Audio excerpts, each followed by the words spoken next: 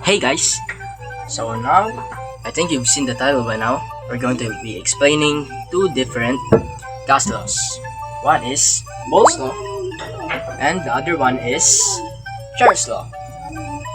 So, first, we're going to be explaining Boyle's law. But first things first, remember this. Boyle's law states that volume is inversely proportional to pressure at constant temperature. So now let me just quickly explain what I mean by that here on the blackboard. So, when the pressure increases, then the volume decreases. Then if the pressure decreases, then the volume increases. So the equation of Boyle's law is P1 times V1 is equals to P2 times V2. So this is the equation that you're gonna use when solving pressure and volume problems. So now this is the derivation of the Boyle's law.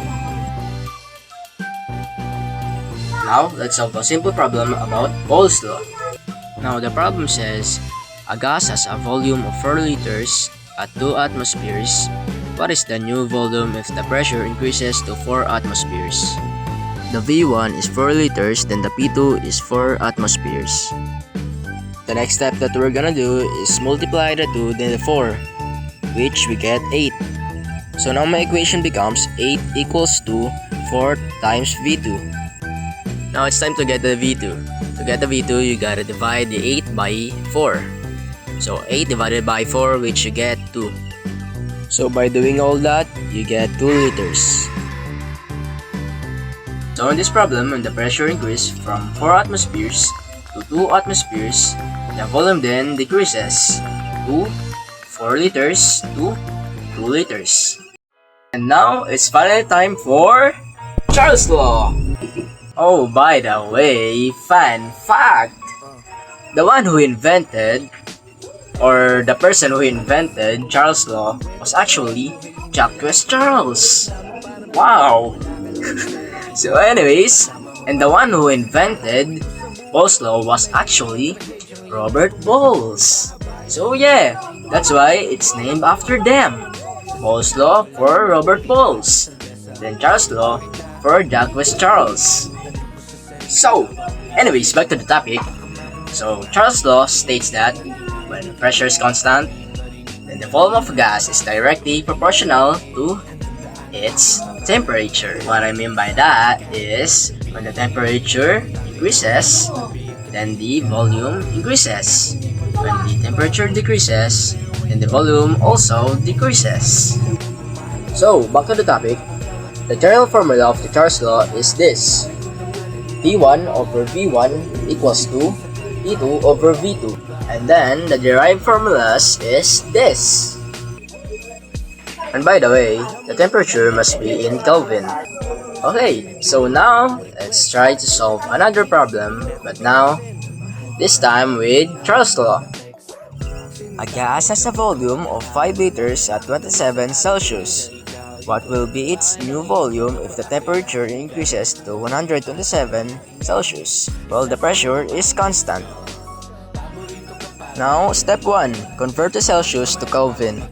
27 Celsius plus 273 is equals to 300 K. Then, 127 Celsius plus 273 is equals to 400 K. After that is, we're gonna use the formula. So, V1 over T1 is equals to V2 over T2. Then, we're gonna substitute. 5 over 300 is equals to V2 over 400. After that, we're gonna cross multiply. So 5 times 400 is equals to 300 times V2. So that makes it 2000 equals to 300 V2. Right after that, the last step is to divide both sides by 300, making it V2 is equals to 6.67 liters.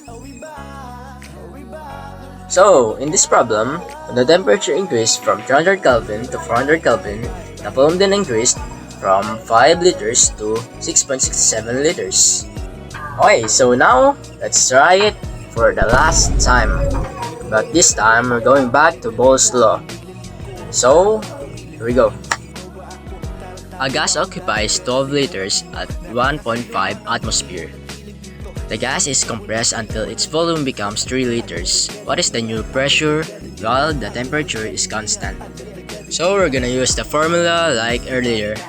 So 1.5 times 12 is equals to P2 times 3, making it 18 is equals to 3 P2.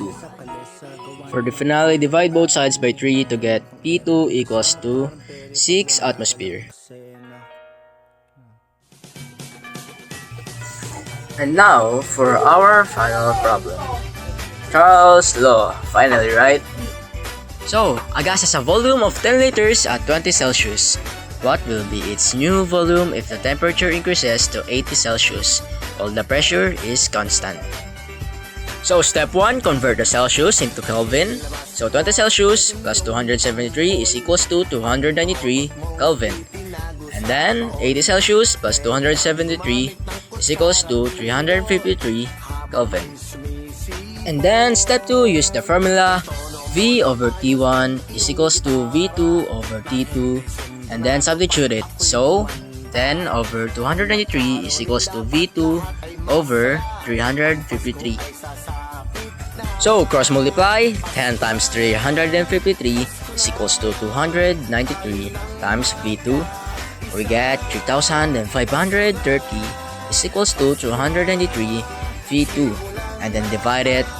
So we get V2 is equals to 12.05 liters. And then as the final answer, we get 12.05 liters. And then we are finally done. So thank you guys for watching, and I'll see you next time.